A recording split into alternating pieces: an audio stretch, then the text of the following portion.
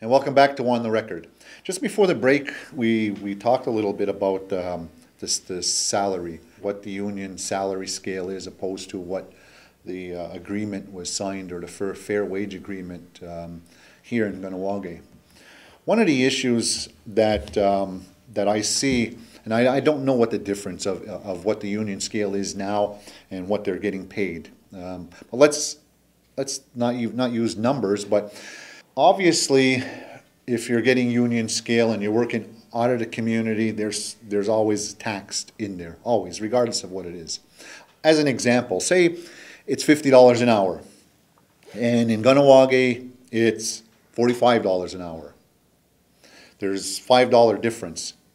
As a lay person that doesn't know the differences, or it's not looking at the difference of the $5, it becomes an issue and it becomes a problem.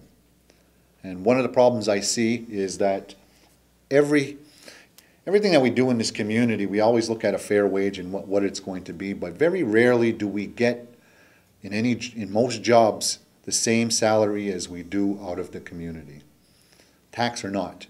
Our argument is we don't pay tax. So why am I being penalized $5? I should get the same thing, but but not taxed. So instead of $50, and that's not the figures, but I'm just throwing it out. Instead of $50, and I'm getting $45, I'm not getting that $5 I should be getting. And I don't care whether it's taxed or not. I shouldn't be paying it. I'm not getting salary parity with everybody outside the community. And some of the arguments, I don't know if it's here, but some of the arguments is that, well, you're paying tax, so you're a higher rate, but you're paying tax, so at the end of the day, you're getting less than what you would here. You know what? We're able to put on more people because we're not paying that same higher rate. That may not be your case. I'm talking about other organizations in the community too. On salary parity is concerned. So even though you have a budget for, say, 20 people, at parity you put on 30, you're not going to get that. And that's some of the arguments that Mohawk Council uses. And I'm not saying it's you, but I think some of the complaints or some of the concerns of the men is that they're not getting that union. They're not getting union scale, not taking into account the taxes at all. Okay, I'll try to answer this as best as I can.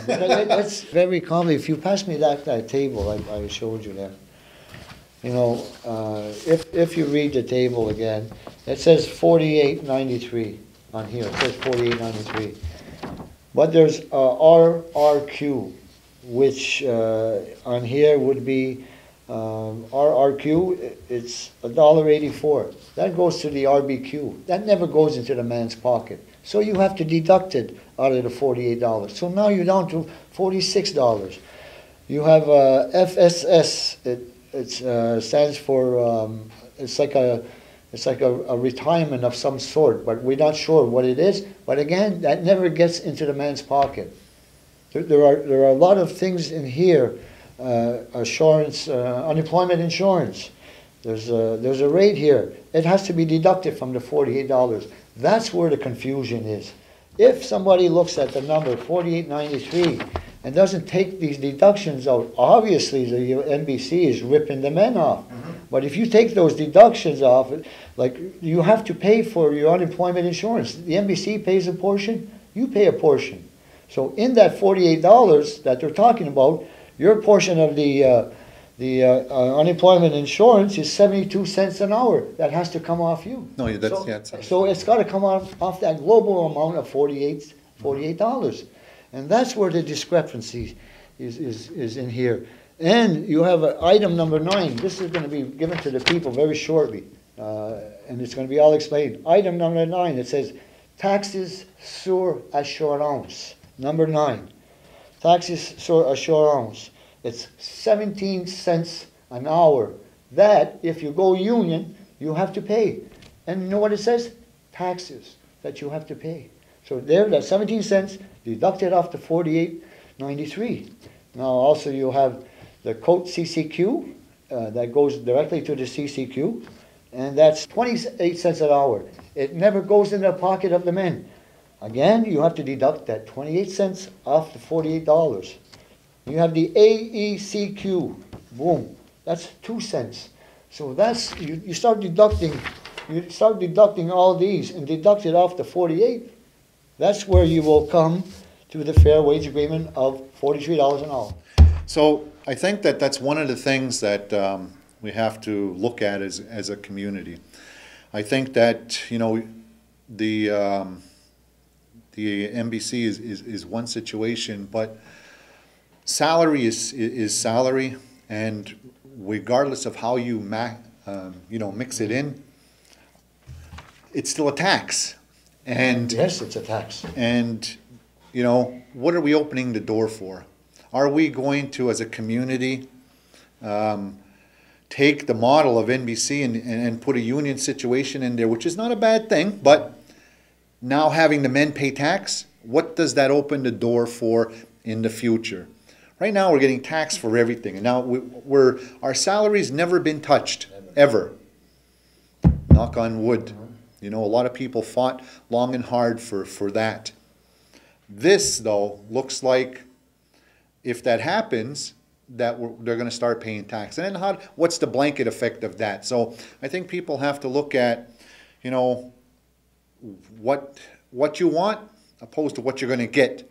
And is it for you or is it for this whole community? So I think there's some trade-off somewhere, and I think we have to look long and hard. How do we resolve the issue, though? I mean, union's not a bad thing. Some of the things that come with it may be down the road. I'm not talking about the working part of it. The jurisdictional parts is what I'm concerned with. The jurisdictional parts is with the CSSTs, the jurisdictional parts with the taxes, the CCQ.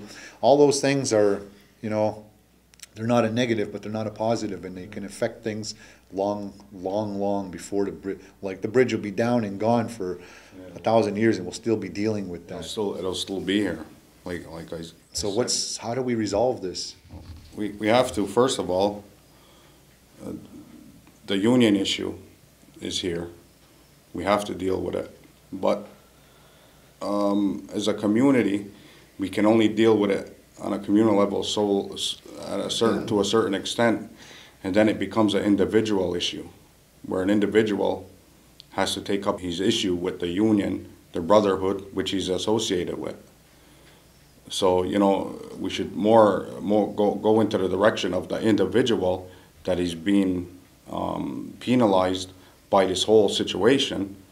You know, focus on getting them to go to 7-Eleven or their local unions and international and lobbying them and saying, we need to fix this, and we need to, as a member of your union, you need to help us, you know, be recognized in our territory, and you know, it's different in Ganawage, and you know, you have to accept that.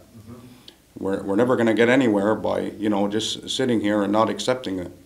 Instead of, you know, keeping the fight here, take the fight to international and, you know, other places, and get them to understand and lobby them individually and communally if you want, and open their eyes to the bigger picture, where, you know, this is a nice job and everybody needs to work there, and get them to understand what it is to be Mohawk in Ganawage and what it is to be union outside of Ganawage.